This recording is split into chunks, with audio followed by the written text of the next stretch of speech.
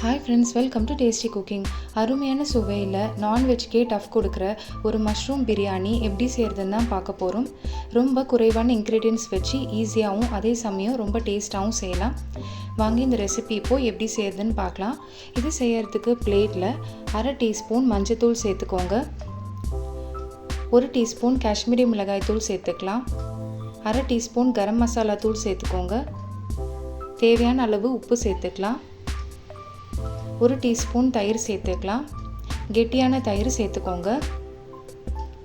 நல்லா கலந்து விட்டுறலாம். 1லேருந்து 2 டேபிள் ஸ்பூன் தண்ணி சேர்த்து மிக்ஸ் பண்ணிக்கோங்க. ரொம்ப தண்ணியாகவும் ஆயிடக்கூடாது. மஷ்ரூமை ஸ்லைஸாக கட் பண்ணி வச்சுருந்தோம், அதுவும் இந்த மசாலாவில் சேர்த்துக்கலாம். இது போல் கட் பண்ணி எடுத்துக்கோங்க. இந்த மசாலாவில் மஷ்ரூமை மேரினேட் பண்ணிடலாம்.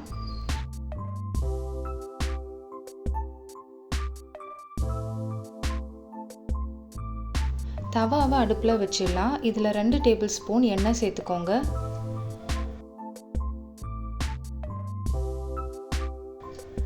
எண்ணெய் மிதமான சூடில் இருக்கும்போது மசாலா தடவி வச்சுருந்த மஷ்ரூமை தவாவில் சேர்த்துக்கலாம்.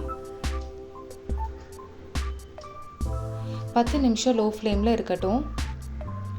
இது போல் ஃப்ரை ஆகி வந்ததுக்கப்புறமா இன்னொரு பக்கமும் திருப்பி போட்டு ஃப்ரை பண்ணிக்கோங்க.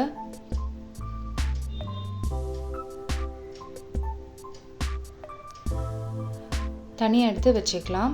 இப்போது குக்கரை அடுப்பில் வச்சுருங்க. 2 டேபிள் ஸ்பூன் எண்ணெய் சேர்த்துக்கலாம். பட்டை, ஏலக்காய், கிராம்பு சேர்த்துக்கோங்க. 1/2 டீஸ்பூன் பெருஞ்சீரகம் சேர்த்துக்கலாம். இஞ்சி பூண்டு பேஸ்ட்டு சேர்த்துக்கோங்க.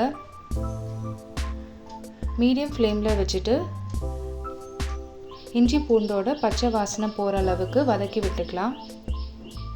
2 வெங்காயத்தை கட் பண்ணி சேர்த்துக்கோங்க. அதையும் வதக்கி விட்டுறலாம். காய்கறிங்க சீக்கிரமாக வதங்கிறதுக்காக கொஞ்சமாக உப்பு சேர்த்துக்கோங்க.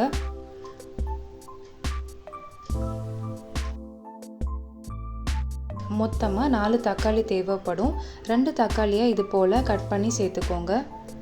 2 தக்காளியை இது போல் பேஸ்ட் அரைச்சி சேர்த்துக்கலாம்.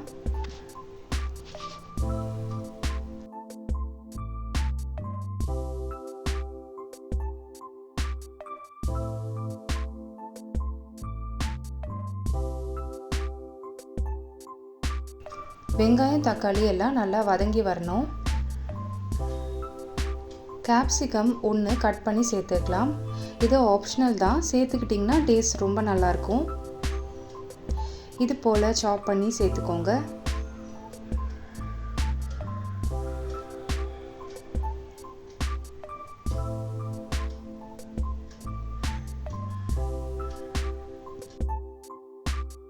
எல்லா காய்கறிகளும் வெந்து வந்ததுக்கு அப்புறமா மசாலா சேர்க்க ஆரம்பிச்சிடலாம். 1/2 டீஸ்பூன் கரம் மசாலா,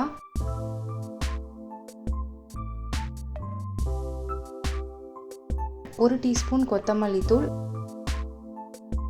1/2 டீஸ்பூன் ஜீரகத்தூள், 1 டீஸ்பூன் காஷ்மீரி மிளகாய் தூள், தேவையான அளவு உப்பு சேர்த்துக்கோங்க. 1/4 கப்பு தயிர் சேர்த்துக்கலாம். கலருக்காக தான் காஷ்மீரி மிளகாய் தூள் சேர்த்துருக்கோம், அதுக்கு பதிலாக நீங்கள் தனி மிளகாய் தூள் கூட சேர்த்துக்கலாம்.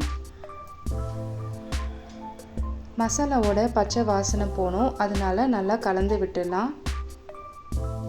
கொஞ்சமாக தண்ணி சேர்த்துக்கோங்க, அப்போ தான் அடி பிடிக்காமல் இருக்கும்.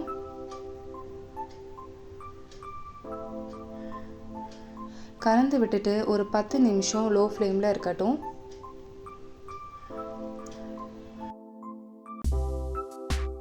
ரெண்டு கப்பு பாஸ்மதி அரிசியை 1/2 மணி நேரம் தண்ணியில் ஊற வச்சுருந்தோம், அதுவும் சேர்த்துக்கலாம். அரிசியை இந்த மசாலாவில் சேர்த்துக்கோங்க. மசாலா கூட கலந்து விட்டுறலாம். இப்போ இதுக்கு தேவையான அளவு தண்ணி சேர்க்கணும். 2 கப்பு அரிசிக்கு 3 கப்பு தண்ணி கரெக்டாக இருக்கும்.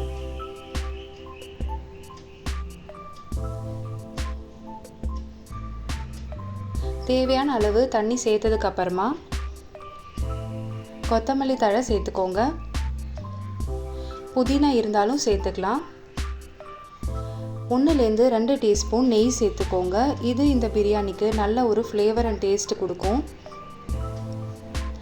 இந்த ஸ்டேஜில் நம்ம ஏற்கனவே வறுத்து வச்சுருந்த மஷ்ரூம்ஸை சேர்த்துக்கலாம்.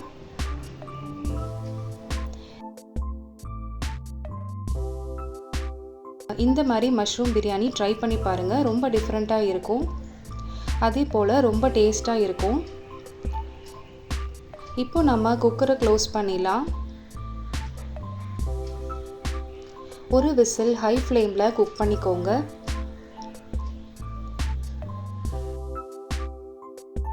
ப்ரெஷர் ரிலீஸ் ஆனதுக்கு அப்புறமா விசில் எடுத்துடலாம். அருமையான மஷ்ரூம் பிரியாணி ரெடி ஆயிடுச்சு. எப்பவும் போல் இல்லாமல் இந்த மெத்தடில் ஒரு டைம் ட்ரை பண்ணி பாருங்கள். கண்டிப்பாக எல்லோரும் விரும்பி சாப்பிடுவாங்க. ரொம்ப டிஃப்ரெண்ட்டான ஒரு ரெசிபி. ட்ரை பண்ணிவிட்டு எப்படி வந்துச்சுன்னு கமெண்ட்ஸில் ஷேர் பண்ணுங்கள். இந்த வீடியோ உங்களுக்கு பிடிச்சிருக்கும்னு நம்புகிறேன். டேஸ்டி குக்கிங் சேனலை லைக் அண்ட் சப்ஸ்கிரைப் பண்ணிக்கோங்க. தேங்க்யூ.